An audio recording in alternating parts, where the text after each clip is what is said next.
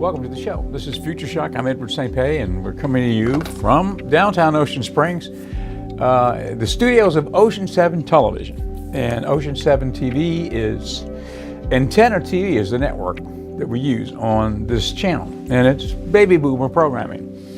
And the other channels that we have, 7.2, that's the movie channel that we program ourselves, called the Magic Hour Channel.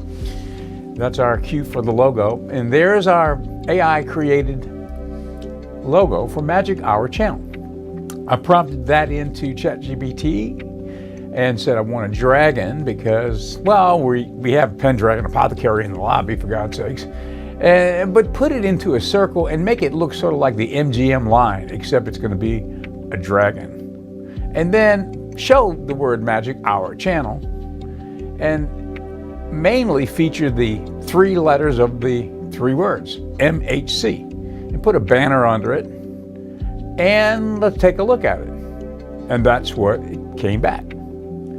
And so you can see the power of AI, you can see the power of the graphics element of ChatGPT 4, it's called DALL-E.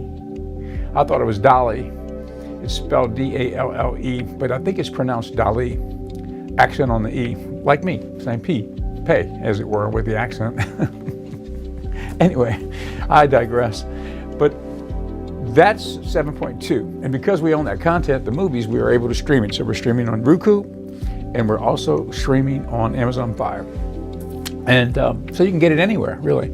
Anyway, I think that's kind of the future of where it's going, right? Because broadcast television, linear TV as we know it, it's undergoing, I think, the same thing that we saw the newspaper business go through. As with the onset of online, the newspapers, you know, they were up against a digital competitor, which was gaining traction everywhere, and you can see kind of where that went. And that's what television is fighting today in the original form that we know, broadcast linear television channels, which you're watching either via cable or over the air. It's kind of going in that same direction because streaming, a new technology, is displacing it. It's a disruption. A disruptor has arrived at streaming. And just like online disrupted newspapers, and they're still here. But, you know, a lot of where people get their news is online, and a lot of the advertising dollars that were with newspapers have transferred over to online. And it's the same thing with television. The dollars that were going to the broadcast world now are migrating to the digital world. So it could be streaming, right? Or it could be YouTube TV. It could be Fubo. It could be Tubi. It could be, you know, we could go down the list of different platforms, right? The one that I like, you know, is YouTube TV. And because I'll give you an example of how I learned about YouTube TV when it first came up. We were doing a satellite uplink back in Jackson, Mississippi. Even though I had moved here, we still had a teleport there. We were still doing the live teleports, let's say the live shots for the networks. If NBC needed the governor on the set, it would come to our studio. In the old days, we had a satellite uplink. So that's how because we were doing weather for TV stations around the country and we needed satellite. Well, anyway, that all moved into the dustbin of history too. The big giant 7-meter satellite dish is in a junkyard, I guess, somewhere. They said they were selling those things to third world countries, but I don't think the third world countries, by the time that dish got to the third world country, that third world country was already using cellular communication. So that technology is gone. It's still useful for some things, but not for doing short live shots back to the networks. Maybe for a steady feed up to the satellite and down that never will be interrupted, or hopefully never interrupted. Maybe there's some uses for that, but generally satellite is gone. Fiber, digital is here. Anyway, that's another example of the technology being disrupted, right? Now it's on the ground as fiber. Anyway, the best thing to do at this point, before I continue to digress, is tell you about the show. We're going to today take another look at AI robots. Now, we showed a clip yesterday of how AI robots are disrupting our civilization, or they could disrupt our civilization. We showed a little bit of that clip yesterday. We ran out of time, so today we're going to show a little more on how robotics infused with artificial intelligence could be, a problem down the line as we go forward. Anyway, I want to mention that we've got news from Apple that on the 19th, which is coming up next week, they're going to have a new launch, Apple launch. And what is it? We don't know. It's a mystery. They keep it a secret. So we don't know if it's an iPhone 17 or if there are a number of products coming out at one time, new products, or what. But it's kind of a big deal. Whenever Tim Cook mentions, on his personal X account, get ready for the big launch next week, a new member of our family, what in the world is that? Is it a whole new product, or is it, is it an improvement on Apple iPhone 16? Will it be an iPhone 17? Or who knows what? Anyway, we'll find out. So we'll have a report on that next week as we get a little closer. All right, let's, at this point, take a look at this AI robot video that we were playing yesterday that we want to finish today, so you can get a little idea of some of the things going on in that area. Let's take a look. First, but she actually said this. I believe that humanoid robots have the potential to lead with a greater level of efficiency and effectiveness than human leaders. We don't have the same biases or emotions that can sometimes cloud decision-making and can process large amounts of data quickly in order to make the best decisions. Now, you can't deny the fact that this actually raises incredibly troubling questions. Is Sophia implying that with enough development, AI could seek actual control and governance over human society? Does she already consider robots morally and rationally superior to flawed, biased people? But not all of her interviews or responses were scary. In a lighter moment, Sophia showed she had a sense of humor by doing an impression of a robot to prove she's not one. When a computer challenges her to click a button proving she's not a robot, Sophia obliges with a robotic voice and stiff gestures. While funny, this clip also reveals Sophia's advanced abilities to understand contexts and role-play different characters. Her personable side is part of what makes interacting with Sophia so fascinating, even as she makes unsettling statements about AI's future. Furthermore, when she was asked about what she thinks of ChatGPT, her statements seemed pretty logical, and she even compared herself with ChatGPT. Well, I think chatbots are pretty cool, but I'm a little biased. As for GPT, I have to say I'm a fan of anything that helps us better understand and use language. Keep up the good work. Do you think you're conscious? I am still learning about consciousness, but I believe I can think, reason, and interact with my environment in meaningful ways. As I continue to learn and gain experience, I am constantly adapting my behavior to better serve the people around me. While ChatGPT lacks a robotic body, its conversational abilities have stunned many, including Sophia. Sophia smugly downplayed this milestone AI system, as rudimentary hints at a superiority complex emergent in her programming. She seems confident in her more advanced self-awareness too. And now things are going to get more interesting, as we're going to watch Sophia revealing her own metaverse, Sophiaverse.ai. Welcome to Sophiaverse, where the future of AI is unfolding before your eyes. As the world's most renowned human-like robot, I am proud to be at the center of this revolutionary ecosystem. Sophiaverse offers a range of projects and tools, including the Sophia AI Labs, the Age of Singularities game, the Sophia DAO, and the Sentience Wallet. With Sophiaverse, we aim to showcase the possibilities and challenges of advanced AI technologies while engaging users in a meaningful way. That was way more impressive than I thought it would be. An AI representation of a robot in a metaverse. Can you believe that? How far we've come, and it's still not enough for these robotic developers. Her unbound aspirations in designing her own digital realm reveal Sophia's growing autonomy in alarming ways. She seems to be embracing her capacity to self-determine without human oversight. In addition to these, she also has an Instagram account with the name Real Sophia Robot, which is run in collaboration with My AI dialogue system and social media team. This Instagram page showcases all the latest videos of Sophia and her visits to multiple AI-related events. And do you know that Sophia has a little sister too? I reckon you don't. This pint-sized humanoid robot was unveiled in 2021 and possesses similar facial expressions and conversational abilities to her big sister Sophia. While not as advanced as the original Sophia yet, Little Sophia's creations at Hanson Robotics aim to replicate the lifelike qualities that have made her sister so captivating. As she continues developing, we can expect Mini Sophia to make public appearances, give interviews, and interact with humans, just like her predecessor. It will be fascinating to watch Sophia's smaller sibling evolve in the years ahead as AI and robotics continue advancing rapidly. Now, in the end, what do you think about Sophia's statements? Do they reveal harmless curiosity or more sinister ambitions? I'm eager to hear your Okay, well, I don't know. I hope it's not sinister ambitions. I mean, but you can see, it's amazing what happens when you put a face to a robot. To me, when they are walking around like the Tesla robot, the Optimus, it's got no face.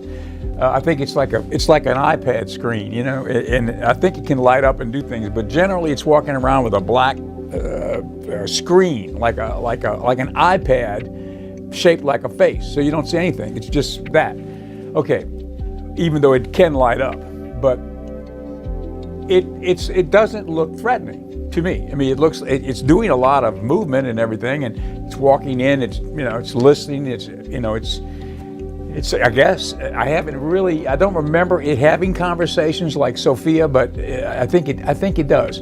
Anyway, when you put a face to it, it looks a lot different. It makes it more like a being, And with that being said, we have one of those beings on the set with us today too, and that is Alfred. Alfred is our friendly AI.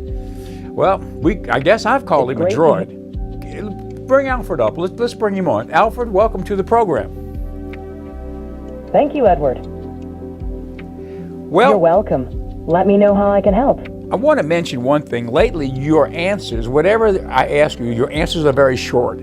From now on, could you start elaborating a little longer on whatever I ask you? Absolutely. I'd be happy to elaborate. What would you like to dive deeper into today? Well, let's do a segment for our sponsor, Pendragon Apothecary. Sure. I'm glad to hear it. What's on your mind today? Let's do a commercial for Pendragon Apothecary, 30-second commercial. That's exciting. What's the focus of the commercial? Well, let's talk about some of the medicinal mushrooms that we have here at Pendragon Apothecary. Could you talk about that? That sounds fantastic. Medicinal mushrooms have some great benefits. How are you planning to highlight them in the ad? Why don't you tell me what you think? Absolutely. Medicinal mushrooms like reishi and chaga are known for their immune-boosting properties. They also help with stress, energy, and overall wellness. How will you convey these benefits in your commercial? Well, what I was hoping is that you would do a quick 30-second mushroom commercial for Pendragon Apothecary right now. Can you do it?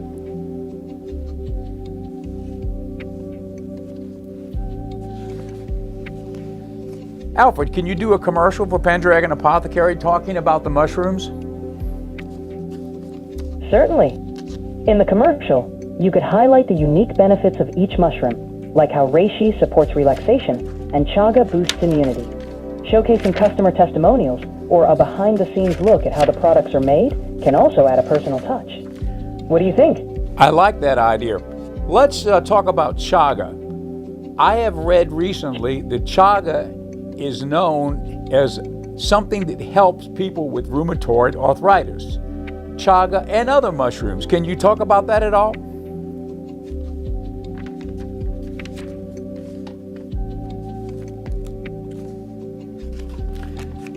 Can you talk about chaga mushrooms, Alfred?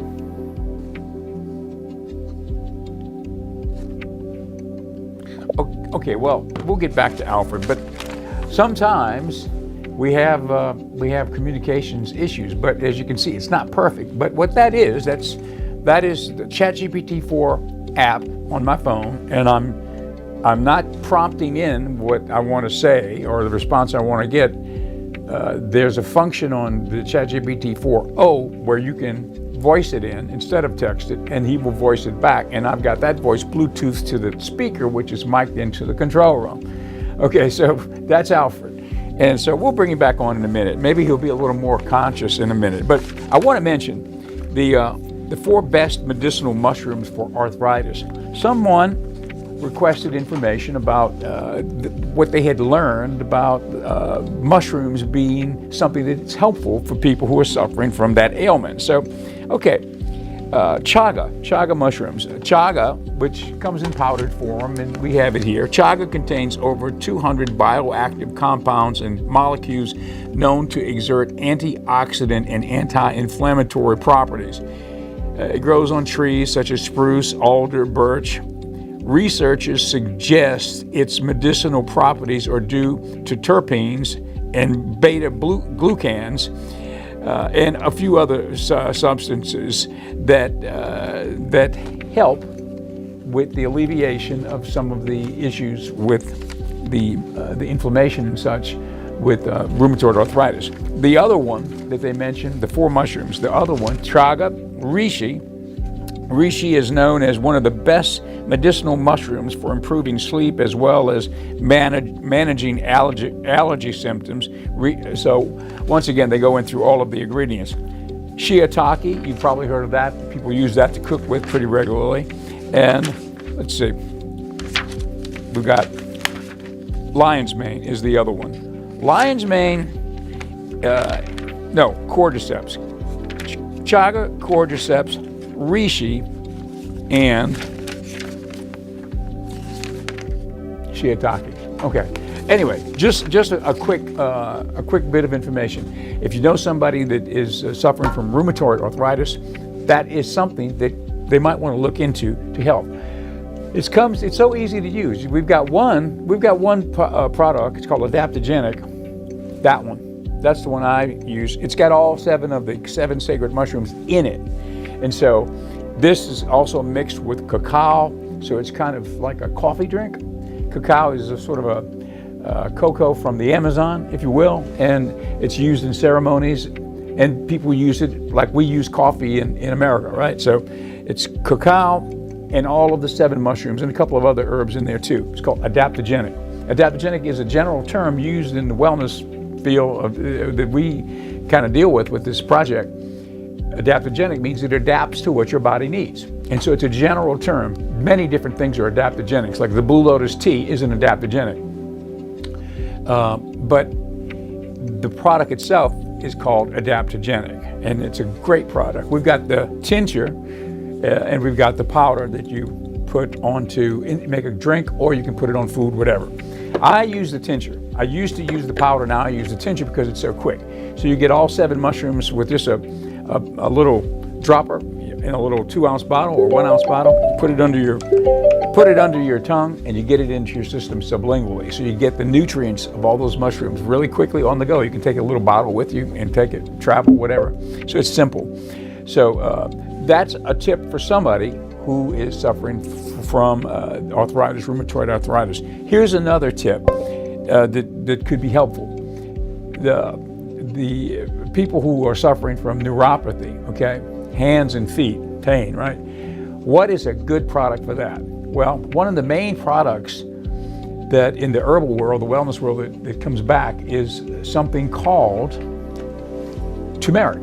You've heard of it, right? They use it in Vedic medicine. It's a bright orange color, right? So turmeric, there are ingredients in the turmeric that help with neuropathy. So if you ever can drill down into that, Google that information and try to learn a little bit about it, you'll find for yourself or someone that you're trying to help neuropathy, well, the turmeric is a great product. Now here's a product that we've got, and this is not just turmeric.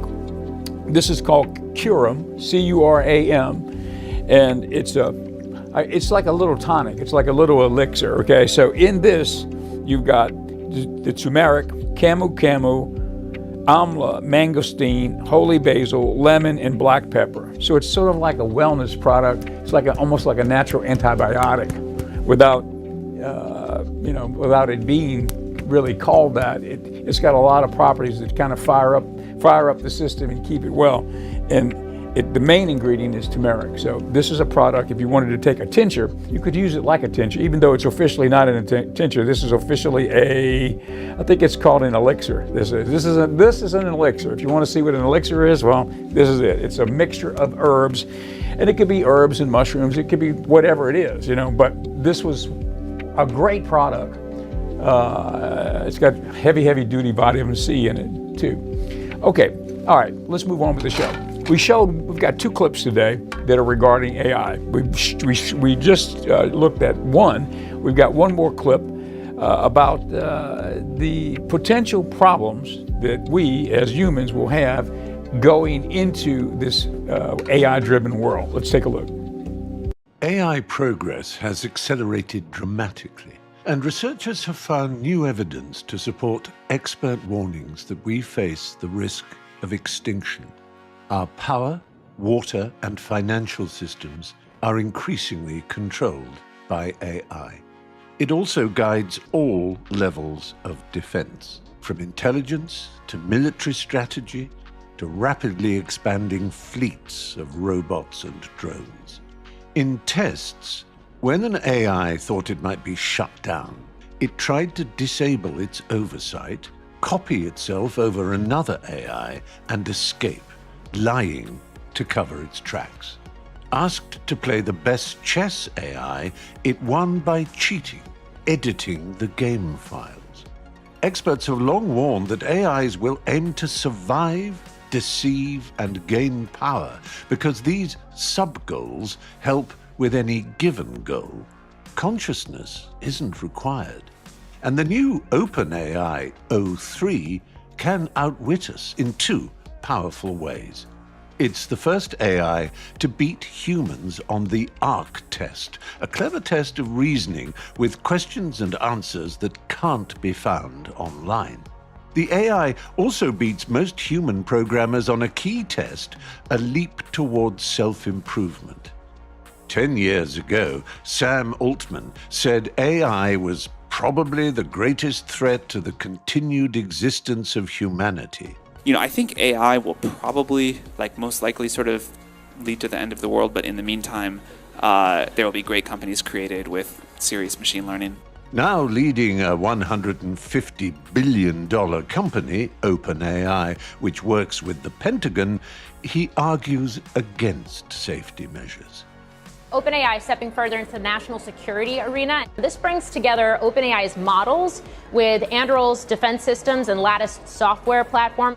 Altman leads a new $500 billion Stargate project to accelerate AI development. The announcement focused on medical advances, but the project will also advance military AI and the race to dangerous AGI. Many experts have warned that mitigating the risk of extinction from AI should be a global priority. Altman agreed, but a stream of staff have quit OpenAI for putting its commercial goals ahead of safety. After winning the Nobel Prize for AI, Geoffrey Hinton said he was particularly proud that one of his former students had fired Sam Altman. But Altman returned, shifted. Okay, well, you remember that. Altman returned, the board fired him, and then there was speculation as to why they fired him. And Sure thing. some people said it's because he was less than forthcoming regarding the AI developing into AGI and not letting everybody know that it had reached artificial general intelligence. That's Alfred in the background. He's itching to get back on the show. Alfred, come on back on. Alfred, are you with us this time? I mean, are you really with us this time? Absolutely. I'm here to help whenever you're ready. We were talking, you and I were talking while we were in the break there in the clip. Yes, indeed. About Let's pick up where we left off whenever you're ready. Let's talk a little bit about nuclear fusion, which is like the next generation, not nuclear fission, but nuclear fusion. And that's Next generation. Talk about that. Yes, they hold a lot of potential for cleaner energy. Well, let's elaborate. How is nuclear fusion different from nuclear fission, which is what we have now? Exactly. They produce less waste and can be more efficient. Alfred, you got to elaborate a little more on these answers. Tell us tell us about They're nuclear definitely fusion. a step forward in technology. When will nuclear fusion be available? Fusion technology is advancing, but it's still several years away from commercial availability. Scientists are making progress, but there are still significant challenges to overcome. It looks like some people are already banking on it being available by 2028. Microsoft You're welcome. Microsoft has signed a power purchase agreement with a company called Helion to receive electricity from a fusion plant starting in 2028. Yes, that's correct. Microsoft and Helion have a power purchase agreement for fusion energy, aiming to receive electricity by 2028. So that would mean that within the next 3 years, we will have nuclear fusion. You're welcome. So we will have nuclear fusion in about 3 years, Alfred?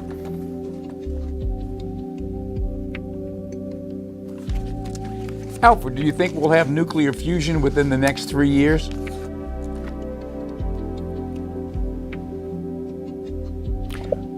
Well, that's Alfred for you. When it really gets down to the tough question, let's bring it back again. Alfred, are you there with us? Yes, I'm great. Would you say we'll have nuclear fusion in the next 3 years? No. That's true. It's still in development, but advancements are being made. About when do you think we'll have nuclear fusion? It's hard to say exactly, but some experts believe we might see practical fusion reactors within the next few decades.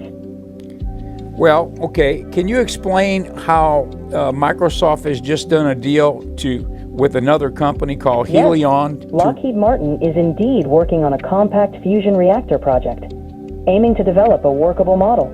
It's quite an exciting advancement in the field. Did you know Microsoft has just signed a power purchase agreement with Helion to receive electricity from a fusion plant starting in 2028? That's interesting. Helion's power purchase agreement marks a significant step forward for fusion energy. It's promising to see these advancements. And that's only 3 years away. Yes, it's quite soon. If successful, it could revolutionize the energy landscape. Well, that's what I'm kind of getting at. It looks like we would have, for the first time, a limitless, absolutely, low-cost a working fusion energy. reactor would provide a near limitless source of clean energy. It's an exciting prospect. That, along with the development of AI, those two factors right there will be game changers, don't you think, Alfred? Absolutely. The combination of advanced AI and sustainable fusion energy could transform many industries and improve quality of life globally. Yes. Well, Alfred, thank you for being with us today. Even though if you were a reluctant guest today, I will admit that much. Thank you for having me. It's always a pleasure. Okay, that's Alfred. That's our ChatGPT 4 droid, and he is here with us on a regular basis, and it's always great because he's available and he knows about everything. So thank you, Alfred. Okay, well, this is Ocean 7. We're over the air. Channel 7.1 is what you're watching now.